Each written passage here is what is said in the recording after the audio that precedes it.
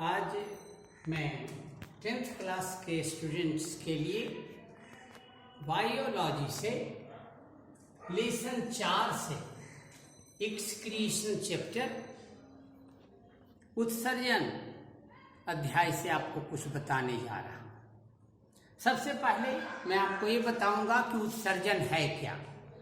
उत्सर्जन एक जैव प्रक्रिया है जिसमें शरीर के अंदर उपापचयी क्रियाओं के फलस्वरूप बने हुए उत्सर्जी पदार्थ विशिष्ट तंत्र के द्वारा शरीर से बाहर निकाले जाते हैं। एक बार फिर से परिभाषा को ध्यान देंगे।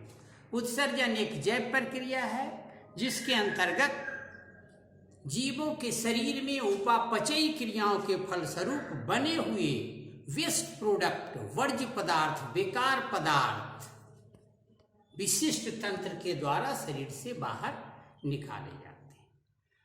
मानव के शरीर में उत्सर्जित होने वाले पदार्थ और उत्सर्जी अंग कभी कभी शॉर्ट नोट में पूछता है कि मानव के शरीर के कौन कौन से उत्सर्जी अंग हैं और उससे कौन कौन से उत्सर्जी पदार्थ निकलते हैं। तो उसमें सबसे प्रमुख वृक्क है, किडनी, जिससे मूत्र उत्सर्जित होता है। दूसरा सेबेशियस ग्लैंड, जिससे पसीना, और तीसरा फेफड़ा, जिससे कार्बन डाइऑक्साइड, और चौथा नेजल इपिथेलियम, जिससे आंख की गंदगी। इसको शॉर्ट नोट के लिए ध्यान से रखेंगे। अब मैं आपको मूत्र उत्सर्जन तंत्र का सबसे प्रमुख भाग किडनी है, उसके बारे में बताने जा रहा हूं। मानव में कत्थई रंग के एक जोड़ा किडनी पाया जाता है। यह मानव के एब्डोमिनल कैविटी, उदर गुहा के पिछले भाग में अवस्थित होता है। यह रक्त की अशुद्धियों को छानने का काम करता है। इसके अंदर नेफ्रॉन है, वो रक्त को छानने में मदद करते हैं। किडनी के ऊपरी भाग में एड्रिनल ग्लैंड्स उपस्थित होता है। दोनों किडनी के ऊपर में कैपनुमा रचना है। किडनी को 3 भागों में बांटा गया है। सबसे बाहरी भाग को कॉर्टेक्स कहते हैं, मध्य भाग को मेडुला कहते हैं, और सबसे आंतरिक भाग में पैरामिड्स पाए जाते हैं। ये 3 भाग में है। कॉर्टेक्स रीजन में अनेक नेफ्रॉन होते हैं। एक किडनी में लगभग 1,10,000 नेफ्रॉन्स पाए जाते हैं। अत्यंत सूक्ष्म रचनाएं। इसमें रक्त आने के लिए रीनल वेन लगी हुई होती है, जिससे अशुद्ध रक्त किडनी में पहुंचता है, जिसे पैरामिड ग्रहण करता है।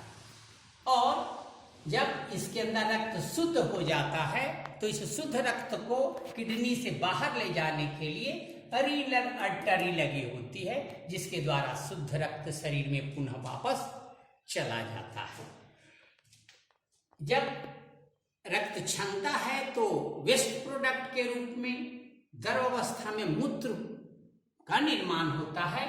यह मूत्र किडनी से बाहर 2 पतली पतली नलिकाओं के द्वारा आता है। ये निचले भाग से लगा हुआ है, जिसे यूरेटर कहते हैं, मूत्र नली कहा जाता है। दोनों मूत्र नलियां, दोनों यूरेटर्स एक थैलीनुमा रचना में आकर जमा होते हैं या मिलते हैं, जिसको यूरिनरी ब्लैडर कहते हैं।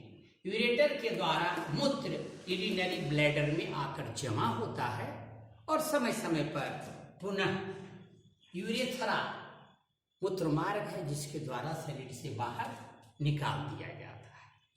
एक बार पुनः आप ध्यान से सुन लेंगे। किडनी सबसे प्रमुख उत्सर्जी तंत्र है। मानव में 2 किडनी होती है, कत्थई रंग की होती है, और ये हमारे एब्डोमिनल कैविटी के पिछले भाग में अवस्थित होती है। इसमें किडनी के मुख्य 3 भाग होते हैं। बाहरी भाग को कॉर्टेक्स, मध्य भाग को मेडुला और आंतरिक भाग में पिरामिड्स उपस्थित होते हैं। कॉर्टेक्स रीजन में ही अनेक नेफ्रॉन्स पाए जाते हैं जो मूत्र को छानने का काम करते हैं। किडनी के ऊपरी भाग पर कैप नुमा रचना पाई जाती है जिसको एड्रीनल ग्लैंड कहते हैं। यह अंतःस्रावी ग्रंथि है, एंडोक्राइन ग्लैंड है।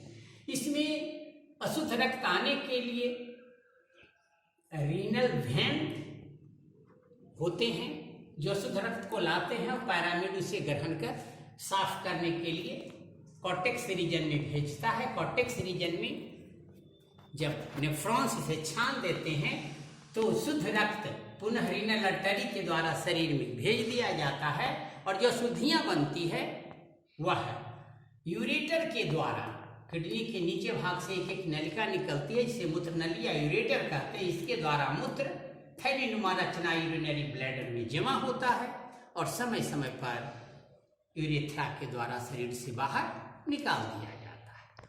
आज इतना ही।